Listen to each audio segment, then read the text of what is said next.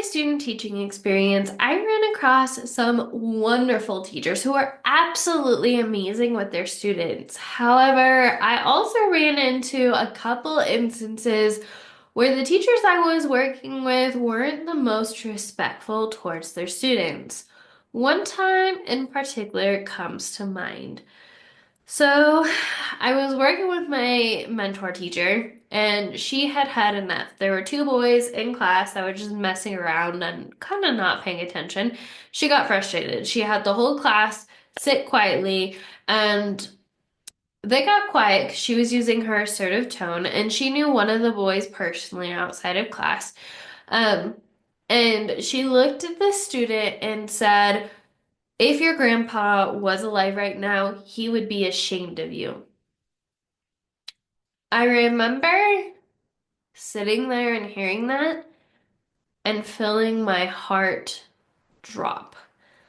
For those that want to know, I did console the student. I did let my college know. But that lesson taught me something. That moment taught me something. It has been my mission since to not become that quote unquote mean teacher. And so today we're going to be talking into how to stop feeling like a mean teacher when you are holding students accountable, or how to go about it in a way without coming off as mean.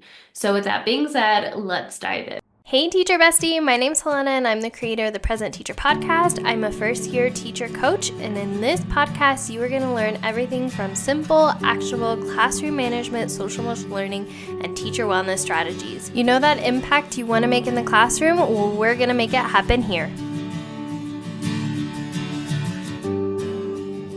One of the first things I want to talk about in regards to how to not be the mean teacher is it's okay to keep students accountable, because when you're keeping students accountable, it does not mean that you're being mean.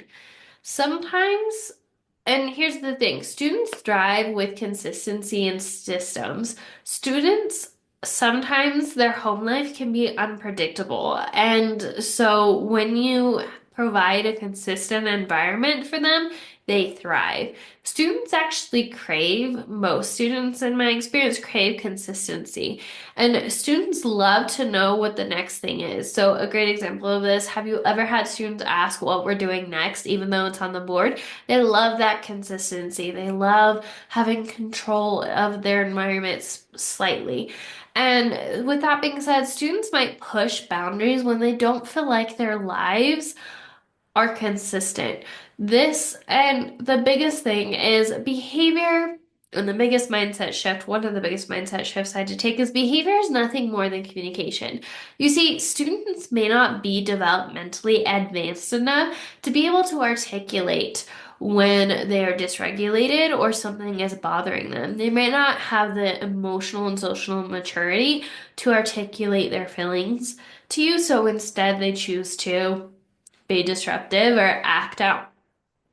So instead, they act out to test where the new boundary is with you, especially if you haven't been consistent with the one you set with them. So shifting your mindset of keeping students accountable of, hey, this is what we're doing, this is what the expectation is, isn't being mean. In fact, you're actually helping them, because students crave that consistency. They crave those systems. And when they feel like their home life is, maybe not ideal, and maybe things haven't been as consistent lately, they're going to test the boundaries like, well, this didn't, this is how it's supposed to be, but now it's not. Where does this boundary now end? And so reminding students where the boundary is isn't being mean, and you can definitely go about it in a positive way without degrading them or calling them out. And we're going to talk more about that next. So that's the first thing. Remind yourself that keeping students accountable and reminding them what the boundary is does not make you mean. It's just letting more students know where that boundary is, because if you never did, students would continue pushing until eventually there's just nothing going on except chaos. So making sure you have that consistent boundary, it's not mean, it's helping students thrive because a majority of students thrive off of consistency. The second thing, how to hold students accountable with respect and empathy. We just talked about that.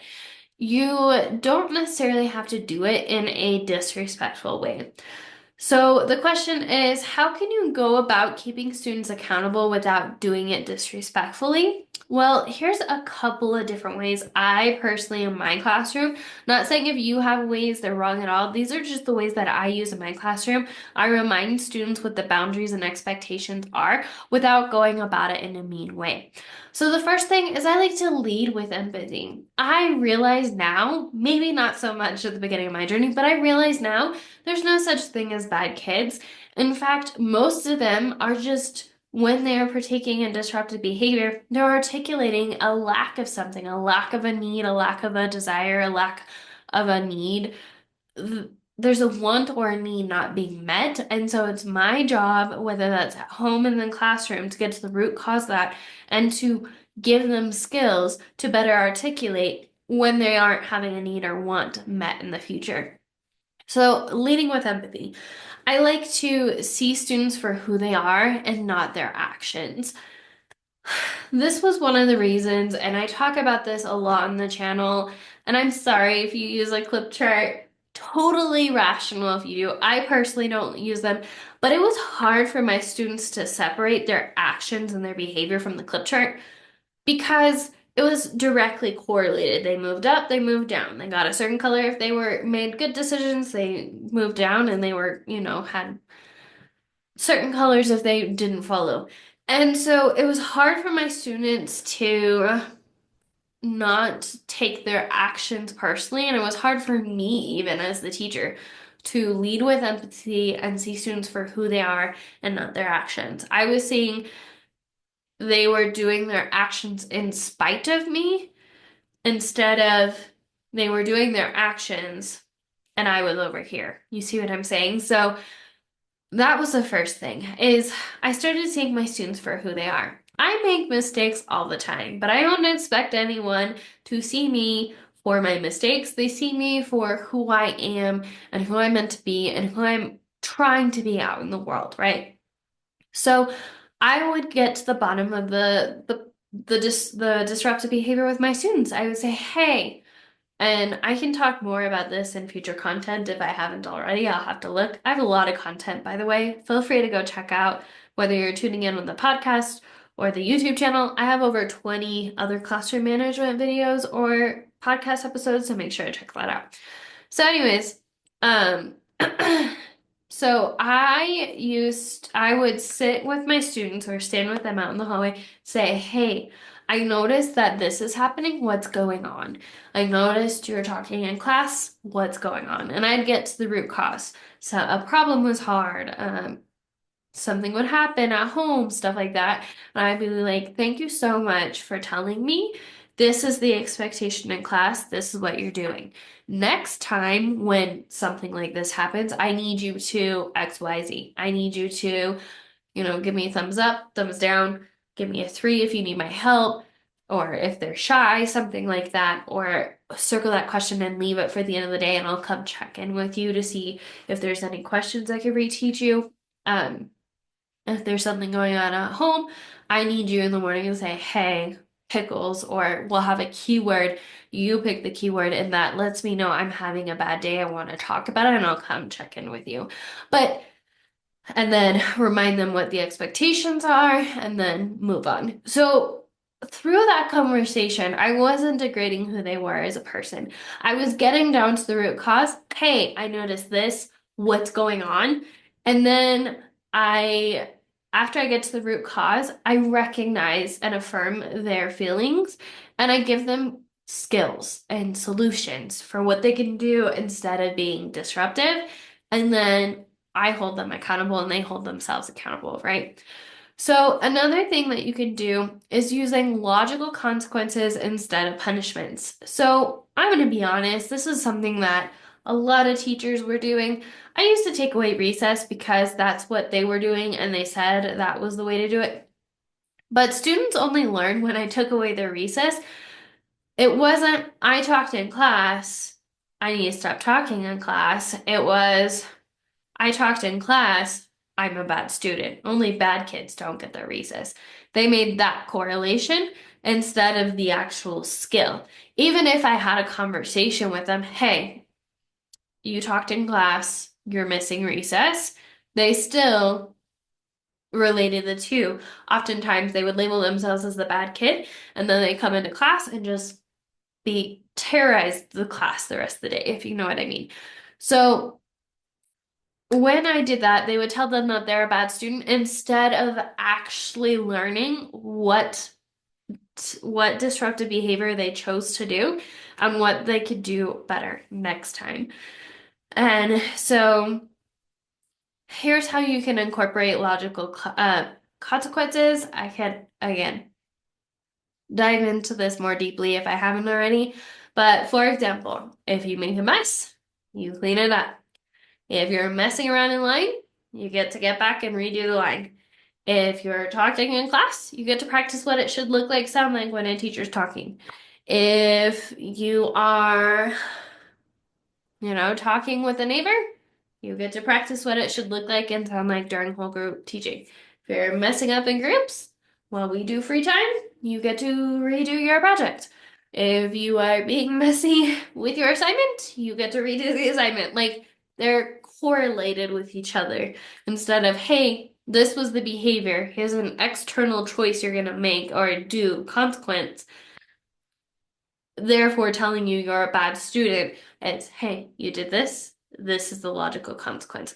They're correlated to each other, and that is being then translated into the student's mind. Hey, this equals this. I'm not doing that again. You see what I'm saying?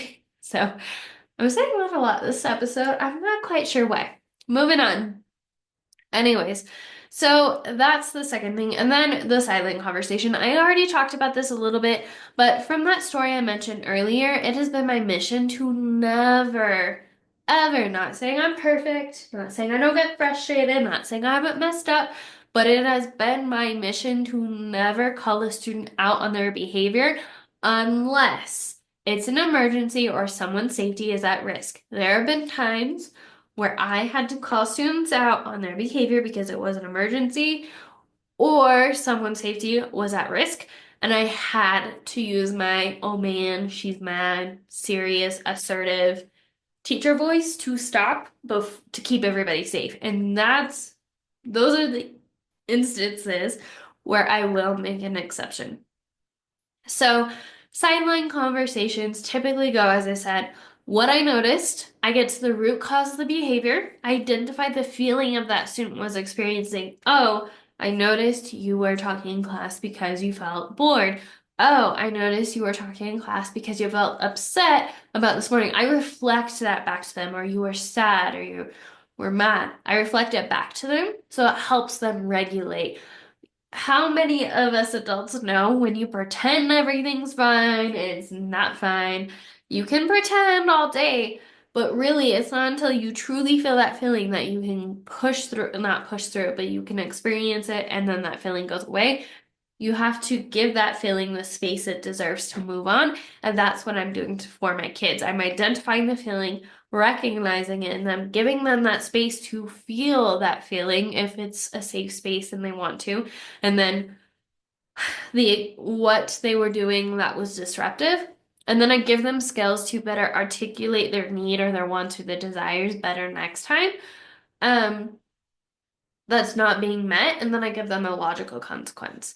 Like, here's you are feeling this. Next time, let's do this. This is the behavior because you chose that. You now get to do this. Or next time you do that, you'll choose to do this, whatever it is. And I have levels of proactive classroom management. I'm sure I've either explained that in a previous week or I will in the future. So that's when that comes into play. But essentially, during the silent conversation, I'm not calling out a student in front of the class because one, it's degrading to the student. Two, It disrupts the class even more. And three, it opens the floor to a power struggle.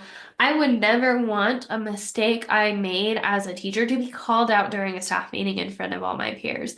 Now, if that's happened to you as a teacher, I'm so terribly sorry. But I'm just saying, as a leader, I would never want to do that to my teachers. And I'm going to do my best to never do that to my students. So, that's the second thing, is to meet my students with empathy and to go about holding them accountable on their behavior in a respectful and empathetic way. The third thing that I do to not be the mean teacher is I follow strategies that are in alignment. There were many, many practices, and I'm sure if you've tuned into some content on this channel, you've heard me talk about it a lot, but there were many practices in classroom management that were just not in alignment with me when I started my teaching experience. And instead, I started doing what everyone was doing, but it wasn't working for me. It didn't feel great. I felt bad. I felt like a bad teacher. I felt like my students were failing. It just was not working, and I'm wondering what on earth am I doing that is making this not work for me. And then I started listening to which strategies felt right to me and excited to me. And this is how you do this. Your desires are safe guidance, meaning the things you want to do. In my whole experience, whether that's been teaching or life in general, the things I want to do end up being the thing that makes it happen. The things that I feel like I have to do, or should do, or need to, often aren't the things that get me the thing, if you know what I mean. So, your desires are safe guidance. Back then, I should have done clip charts. I should have called students out on their behavior in class. I should have taken their recess away. But it didn't feel aligned to me. So I had a point where I said, enough's enough. I'm doing what I want to get to the classroom I want. And instead, I used proximity. I walked around my classroom, and that made most of the disruptive behavior stop. I called out three students. I'm going through proximity right now, what I do. I called out three students who are following the expectations. I leaned into classroom procedures and used them heavily in my class. I rely on that more than calling out my students or positive rewards in my class. I pull them for silent conversations. This is what I noticed. This is behavior. This is failing. Here's, another skill we can do. Let's come up with a solution. Off we go. Logical consequence. All those things. And sure, eventually I added like a super improver wall, stuff like that, but that wasn't it. I let go of the things I should be doing and I started doing the things I wanted to do. So whether that's here on this channel, where you're tuning in from, or another person who's talking about classroom management, whether that's someone online, a coworker, an admin, a professor, whatever. Whenever you hear a piece of advice, and not even classroom management, I'm talking teaching, money, professional, all of it. If it feels like I feel guilty, like I should be doing that, but I'm not, stop listening to them. Ask yourself, if that were not true, what would I want to do instead? If nobody could judge me, what would I do instead? Do that. Do that, do that, do that. If I could give you any piece of advice from how many years am I at now? 28, 21, 7 years of teaching, do that. Do that, do that, do that. You'll get to where I finally got so much faster, or where you want to go so much faster if you start listening to yourself and trusting yourself. So, anyways, rant over. The more I followed my gut on the strategies that felt right to me and excited to me, the less mean teacher I became because I started doing things that felt aligned and started doing things that made me feel good. And if I felt good, it made my students feel good. And if it made my students feel good, it made my classroom feel good. And when it made my classroom feel good, disruptive behaviors went down. I almost said it again. Trust who you are. Trust your gut. Trust your judgment. You don't need to question every decision you're making. You are the professional. I know it's scary. I know you're constantly judging yourself. I know you're wondering, are you cut out? Is this enough? Am I doing enough? I don't feel like I'm doing enough. I love you. Please stop. Please stop. Listen to yourself one step at a time. Once a day. Once a day, ask yourself, what do I want to do? What's a strategy I would like to do? Not what I should do, but what I want to do, and lean into that. Let's wrap up this week's content. So, Overall, there are several ways to stop feeling like a mean teacher when holding students accountable for their behavior. Step number one, keeping students accountable does not make you mean. It shows them where the boundaries are. And boundaries are like the fence to the house.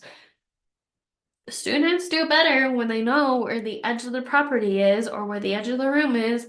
Same thing, they do better when they know where the boundaries are. If you're consistent with them, it's not being mean. It's saying, hey, here's the safe zone. Go play. It's safe. Have fun. And they're not questioning whether or not things are safe because the boundary is constantly moving. They know their little playpen to play. Or if you're an older kid, the recess where the boundaries are to go have lunch with their friends, essentially, is what I'm saying. Second thing, how to hold students accountable with respect and empathy. I tried my mission to always lead with respect and empathy. I show my students the same respect that I expect from them, and I hold them accountable, and I lead with empathy when they're not following the expectations. When I make a mistake, there's often a reason. People don't often set out to make the world a worse off place. There's typically a reason and a thought process behind why they did that. So it's my job as a teacher to get to that root cause and help them navigate the world a little better. Because each time I do that, I guaranteed most of the time that student learned and they had skills now and they did better and they didn't have to continuously make that decision and learn from that every time. All right. Third thing, following strategies that are in alignment. Stop listening to the rest of the world. Trust you. What strategies are you seeing that you're actually excited about? Last week, I talked about the top 3 mindset shifts that I took in order to go from struggling with classroom management, literally was labeled the worst class in the school, to now training subs in the district. How did I get there? That's how. So make sure to check out last week's content if you haven't. And I specifically dive into some of the strategies that I use that are more in alignment and some of the shifts I made to get more in alignment. So make sure to check that out. All right, here are next steps if you want to dive in a little more to this classroom management topic. First off, wherever you're tuning in from, I guarantee I have a ton of classroom management content. So make sure to go dive into those if you feel aligned to me and how I tend to perceive classroom management. Second thing, I've been asked a fair amount of classroom management questions in my time, so I compiled a guide that answers the top 10 interview classroom management questions I get asked, the most common ones, like how do you deal with a chatty class? How do you deal with students who are constantly out of their seats? All those, I took those top questions, made content for them. I'm talking podcast episodes, blog post episodes, um, YouTube videos, and I answered them more in depth. So if you see a question in the index, chatty class, answered on page 6, you go to that, read my answer. You want a further explanation, you can click to those podcast episodes, blog posts, YouTube channel videos to get a further explanation to how I run my class. So I really love that resource, honestly. It saves a lot of time and sifting through the internet. So my gift to you, it's free. Make sure to check that out in the description down below. Second thing, there's been a theme lately with classroom management. And so I really want to do a free 3-day event on classroom management where I go into depth on strategies that I use in my classroom for classroom management.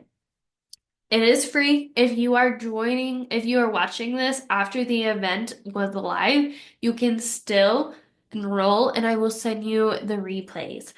So I'm talking actual practical stuff. And what I like about these is honestly, if I were to go on, I think like an hour, total of 3 hours of trainings on classroom management on this channel where you're tuning in, I don't think it'd do very well. But if I have a place where I'm answering questions about classroom management, having a conversation with you in a community, then I feel like that's going to be a much better place to do that with because there's a lot of give and take. So if that's what you are wanting and you want to see what other teachers are asking me for classroom management and you want to join, make sure to check out the description. Again, it's free. If it's past the time when at the end of the month is when this is happening, if it's past the time of that event, still make sure to check that out because I will send you the replay. Third thing, I, as a teacher, pieced together so much of my classroom management strategies. It drove me a little crazy. I really wish a teacher would have been like, here's everything I do, go nuts. I made that because it started with coaching teachers who wanted specific resources from me. So I tweaked them, made them a little prettier. I made them into 5 different themes because I'm a theme girly and I'm from elementary school, so we like our themes. And I sent them out to the teachers I was coaching, and then eventually I had this big, huge pile of them. I just wrapped them up, put them in a bow, and I send them off to you. What I like about this is you can sift through all my resources for ideas. You can look at these resources as inspiration. You can look at these ideas to get a really good idea on how I run my classroom because you're literally looking at the resources. And maybe you have 1 or 2 things that you already have strong, but there's a couple things in there you want to grab. You can do that too. You don't need the whole thing. So make sure to check that out because honestly, it's going to save teachers. It does save teachers tons of time. I really wish past, like right now, me could go back to first year teacher me and say, here's all the stuff that you're going to use in the future. Go nuts. I would have saved like 4 years, 3 years. So definitely check that out. All right. That wraps up how to go about being good at classroom management without being the mean teacher. As always, remember we are stronger together, and I'll see you in the next one, teacher bestie. Bye. Thank you so much for joining me on today's episode. I hope that you were able to take away some value that will help you thrive inside and out of the classroom. It would mean the world to me if you could take 5 seconds right now and leave a review on this podcast. And if you found this podcast especially helpful, make sure to take a screenshot of this episode right now and tag me on your socials to let me know you're listening. As always, remember that we are stronger together with all the love in the world. Helena, aka the Present Teacher. See you next time, teacher bestie.